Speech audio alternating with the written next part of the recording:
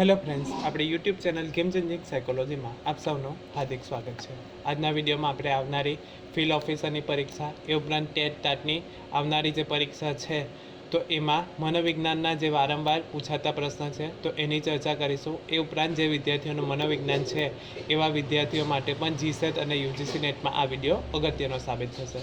તો આજના વિડીયોમાં આપણે મનોવિજ્ઞાનના વારંવાર પૂછાતા જે પ્રશ્ન છે મોસ્ટ આઈએમપી ક્વેશ્ચન તેની ચર્ચા કરીશું। જે GSSB special rapid fire one liner જે ક્વેશ્ચન છે તો એની ચર્ચા કરીશું। આ વિડીયો નંબર 4 છે, એટલે અગાઉના વિડીયો તમે ન જોયા હોય તો જોઈ લેવા વિનંતી। તો સૌપ્રથમ અગત્યનો પ્રશ્ન છે, વિસ્મરણ પર કોણે સૌથી વધુ અભ્યાસ કર્યો હતો? તો સાચો જવાબ આવે છે એબિંગહોસ દ્વારા વિસ્મરણ પર સૌથી વધુ અભ્યાસ કરવામાં આવ્યા હતા। તો એબિંગહોસે જે વિસ્મરણ અંગેના પ્રયોગો કર્યા છે તો એમાં અર્થવિહીન જે શબ્દ હોય છે તો એ આપણે કેટલા સમયમાં ભૂલી જઈએ છીએ તો એના માટેનો અભ્યાસ કર્યો હતો। તો યાદ રાખવાનું છે એબિંગહોસે વિસ્મરણ પર સૌથી વધુ અભ્યાસો કર્યા હતા। શેનો ઉપયોગ કર્યો હતો? તો અર્થવિહીન શબ્દ જે છે તો એનો ઉપયોગ કરવામાં આવ્યો હતો, તો યાદ રાખવાનું છે। ત્યાર પછીનો પ્રશ્ન છે, મનોવિજ્ઞાન સાયકોલોજીનું સૌપ્રથમ પુસ્તક કોણે લખ્યું હતું? આ પણ અગત્યનો પ્રશ્ન છે કે મનોવિજ્ઞાન સાયકોલોજીનું સૌપ્રથમ પુસ્તક કોણે લખ્યું છે? તો સાચો જવાબ આવે છે વિલિયમ જેમ્સ દ્વારા લખવામાં આવ્યું છે। પુસ્તકનું નામ શું છે? તો પ્રિન્સિપલ્સ ઓફ સાયકોલોજી જે છે તો વિલિયમ જેમ્સ દ્વારા લખવામાં આવેલું પુસ્તક છે પ્રિન્સિપલ્સ ઓફ સાયકોલોજી। બીજો પ્રશ્ન પૂછાઈ શકે, વિલિયમ જેમ્સ દ્વારા લખાયેલ પુસ્તક પ્રિન્સિપલ્સ ઓફ સાયકોલોજી કઈ સાલમાં પ્રકાશિત થયું હતું? તો 1890। તો યાદ રાખવાનું છે મનોવિજ્ઞાનનું સૌપ્રથમ પુસ્તક કોણે લખ્યું હતું? તો વિલિયમ જેમ્સ દ્વારા। પુસ્તકનું નામ તો પ્રિન્સિપલ્સ ઓફ સાયકોલોજી કઈ સાલમાં? તો 1890ની સાલમાં લખાયેલ હતું। ત્યાર પછીનો પ્રશ્ન છે, વ્યવહારવાદ બિહેવિયરિઝમના સ્થાપક કોણ છે? તો સાચો જવાબ આવે છે જેબી વોટસન વ્યવહારવાદના સ્થાપક ગણવામાં આવે છે। વર્તનવાદ જે આપણે કહી શકીએ તો એના સ્થાપક છે જેબી વોટસન। ત્યાર પછીનો પ્રશ્ન છે, આઈક્યુ શબ્દનો સૌપ્રથમ પ્રયોગ કોણે કર્યો હતો? આ પણ અગત્યનો પ્રશ્ન છે કે આઈક્યુ શબ્દનો સૌપ્રથમ પ્રયોગ કોણે કર્યો હતો? તો સાચો જવાબ આવે છે વિલિયમ સ્ટર્ન દ્વારા આઈક્યુ શબ્દનો સૌપ્રથમ ઉપયોગ કરવામાં આવ્યો હતો, પ્રયોગ કરવામાં આવ્યો હતો। તો યાદ રાખવાનું છે વિલિયમ સ્ટર્ન દ્વારા।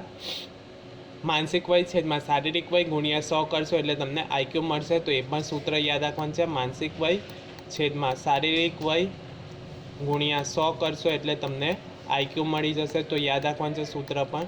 ત્યાર પછી ટીએટી, તો ટીએટીનું ફૂલ ફોર્મ પણ અગત્યનું છે, થેમેટિક એપરસેપ્શન ટેસ્ટ તરીકે ઓળખવામાં આવે છે। તો ટીએટી થીમેટિક એપરસેપ્શન ટેસ્ટ કોણે આપી છે? તો સાચો જવાબ આવે છે મોર્ગન અને મરે દ્વારા ટીએટી કસોટી જે છે તો એ કસોટીની રચના કરવામાં આવી હતી, જે ચિત્રો બતાવીને વાર્તા લખવાનું કહેવામાં આવે છે। હવે અહીંથી પણ યાદ રાખવાનું છે ટીએટી કસોટી કોણે આપી હતી? તો મોર્ગન અને મરે દ્વારા। એમાં શું કરવામાં આવે છે? તો ચિત્રો બતાવીને વાર્તા લખવાનું કહેવામાં આવે છે, જેમાં 30 જેટલા કાર્ડ હોય છે પ્લસ એક કાર્ડ હોય છે, એટલે કે 30 જે હોય છે તો એ ચિત્ર હોય છે અને એક કાર્ડ જે હોય છે એ કોરું હોય છે। વ્યક્તિના મનમાં જે પણ કોઈ વિચારો આવે છે તો એ વાર્તા સ્વરૂપે કહેવાની હોય છે। તો 30 કાર્ડ હોય છે પ્લસ એક એટલે 31 કાર્ડ જોવા મળે છે। 30 કાર્ડ જે હશે એ ચિત્રવાળા હોય છે અને એક કાર્ડ હોય છે એ કોરું જોવા મળે છે। ત્યાર પછીનો પ્રશ્ન છે, સાઈના દાઘાની કસોટી કયા પ્રકારની કસોટી છે? અગત્યનો પ્રશ્ન છે કે સાઈના દાઘાની કસોટી જે છે એ કયા પ્રકારની કસોટી છે? તો સાચો જવાબ આવે છે પ્રક્ષેપણ કસોટી છે, પ્રોજેક્ટિવ ટેસ્ટ કહેવામાં આવે છે। તે અચેતન મનની વાત જાણવા માટે વપરાય છે। તો આ પણ અગત્યનું છે, સાઈના દાઘાની કસોટી કયા પ્રકારની કસોટી છે? તો પ્રક્ષેપણ કસોટી છે। એનાથી શું થાય છે? તો વ્યક્તિના અચેતન મનમાં શું ચાલી રહ્યું છે એ જાણવા માટે સાઈના દાઘાની કસોટી જે પ્રક્ષેપણ કસોટી છે તો એનો ઉપયોગ કરવામાં આવે છે। ત્યાર પછીનો પ્રશ્ન છે, ભાટિયા બેટરી શેના માટે જાણીતી છે? તો સાચો જવાબ આવે છે ભારતીય લોકો માટે બનાવેલી બુદ્ધિ કસોટી છે, એટલે કે જે ભાટિયા બેટરી જે છે તો એ ભારતીય લોકો માટે બનાવેલી બુદ્ધિ કસોટી છે। ડૉક્ટર CM ભાટિયા દ્વારા ભાટિયા બેટરીની રચના કરવામાં આવી છે। ત્યાર પછીનો અગત્યનો પ્રશ્ન છે, શરીરની માસ્ટર ગ્લેન્ડ કઈ છે? તો સાચો જવાબ આવે છે પિચ્યુટરી ગ્રંથિ જે છે, પિચ્યુટરી ગ્લેન્ડ જે છે એ માસ્ટર ગ્રંથિ તરીકે ઓળખાય છે, એટલે કે ગ્રંથિઓની સર્વોપરી ગ્રંથિ જે છે તો એ પિચ્યુટરી ગ્રંથિ છે. અન્ય બીજી જેટલી પણ ગ્રંથિઓ છે એનું નિયમન કોના દ્વારા થાય છે તો પિચ્યુટરી ગ્રંથિ દ્વારા થતું હોવાના કારણે એને માસ્ટર ગ્રંથિ તરીકે ઓળખવામાં આવે છે, કારણ કે તે અન્ય ગ્રંથિઓનું નિયમન કરે છે. હવે ક્યાં આવેલી છે તો મગજના નીચેના ભાગમાં આવેલી છે. તો અહીંથી પણ પ્રશ્ન પૂછાય છે, માસ્ટર ગ્રંથિ જે છે પિચ્યુટરી ગ્રંથિ એ ક્યાં આવેલી છે તો મગજના નીચેના ભાગમાં આવેલી છે. ત્યાર પછીનો પ્રશ્ન છે, લડો અથવા ભાગો ફાઇટ ઓર ફ્લીટની સ્થિતિ કઈ ગ્રંથિ તૈયાર કરે છે. ખૂબ જ અગત્યનો પ્રશ્ન છે. લડો અથવા ભાગો કઈ લડો અથવા તો ભાગોની સ્થિતિ દરમિયાન કઈ ગ્રંથિ એક્ટિવ થાય છે અથવા તો કાર્ય કરે છે. તો સાચો જવાબ આવે છે એડ્રિનલ ગ્રંથિ જે છે, એડ્રિનલ ગ્લેન્ડ જે છે એ લડો અથવા તો ભાગોની પરિસ્થિતિમાં એક્ટિવ થાય છે. કટોકટીના સમયે ડર, ગુસ્સો આ ગ્રંથિ સક્રિય થાય છે, એટલે કે કટોકટીની પરિસ્થિતિમાં જ્યારે મુકાય છે ત્યારે એડ્રિનલ ગ્રંથિ દ્વારા સક્રિય થાય છે અને વ્યક્તિ પ્રતિક્રિયા કરે છે. ફોર એક્ઝામ્પલ, કોઈ ભયજનક પરિસ્થિતિમાં વ્યક્તિ મુકાય છે તો ત્યારે એડ્રિનલ ગ્રંથિ દ્વારા શરીરના જે પણ અંગો છે તો એમાં વધારે ગ્લુકોઝની માત્રા રિલીઝ થાય છે, જેથી વ્યક્તિ ઝડપથી દોડી શકે છે, શ્વાસોશ્વાસની ક્રિયા વધી જાય છે. તો એ બધું જોવા મળે છે. ત્યાર પછીનો પ્રશ્ન છે, મગજનો કયો ભાગ શરીરનું સંતુલન જાળવવાનું કામ કરે છે. આ પણ અગત્યનો પ્રશ્ન છે. મગજનો કયો ભાગ શરીરનું સંતુલન જાળવવાનું કામ કરે છે. તો સાચો જવાબ આવે છે નાનું મગજ જે છે એ શરીરનું સંતુલન જાળવવાનું કામ કરે છે. જો દારૂ પીધેલી વ્યક્તિ લથડિયા ખાતી હોય તો તેના નાના મગજ પર અસર થઈ હોય છે, કે દારૂ પીધેલ વ્યક્તિ લથડિયા ખાય છે, એટલે કે પ્રોપર ચાલી શકતી નથી. શા માટે? તો જે નાનું મગજ છે તો એના ઉપર દારૂની અસર થયેલી હોવાના કારણે વ્યક્તિ લથડિયા ખાય છે. તો યાદ રાખવાનું છે, મગજનો કયો ભાગ શરીરનું સંતુલન જાળવવાનું કામ કરે છે તો નાનું મગજ જે છે એ શરીરના સંતુલન જાળવવાનું કાર્ય કરે છે. ત્યાર પછીનો પ્રશ્ન છે, બે ચેતાકોષો વચ્ચેની જગ્યાને શું કહેવામાં આવે છે. આ પણ અગત્યનો પ્રશ્ન છે કે બે ચેતાકોષો હોય છે તો ચેતાકોષોની વચ્ચેની જે જગ્યા હોય તો એને શું કહેવામાં આવે છે તો ચેતાપગામ અથવા તો ચેતોપગમ તરીકે ઓળખવામાં આવે છે. અહીંથી સંદેશાઓ રાસાયણિક સ્વરૂપે પસાર થાય છે. તો યાદ રાખવાનું છે, બે ચેતાકોષો વચ્ચેની જગ્યાને શું કહેવામાં આવે છે તો ચેતાપાગમ અથવા તો ચેતોપગમ તરીકે ઓળખવામાં આવે છે. ત્યારબાદ ખૂબ જ અગત્યનું ટેબલ છે, ઘણી બધી વખત પ્રશ્ન પૂછાય છે.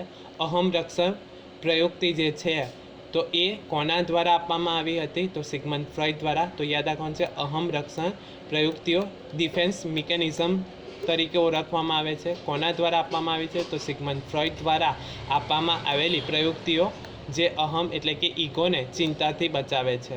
તો એમાં દમન છે, પ્રક્ષેપણ પદ્ધતિ જે છે તો એ અહમ રક્ષણ પ્રયુક્તિ માટેનો ઉપયોગ કરવામાં આવે છે. ત્યારબાદ છે પ્રક્ષેપણ કસોટી અથવા તો પ્રક્ષેપણ પ્રોજેક્શન કહેવામાં આવે છે. તો સમજૂતીમાં પોતાની ખામીઓ કે દોષને બીજા પર નાખવામાં આવે છે, એટલે કે બીજા ઉપર આરોપણ કરવામાં આવે છે.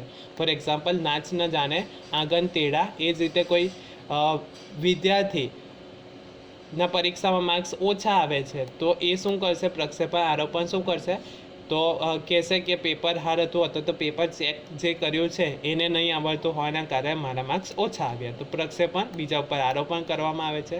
ત્યારબાદ છે દમન.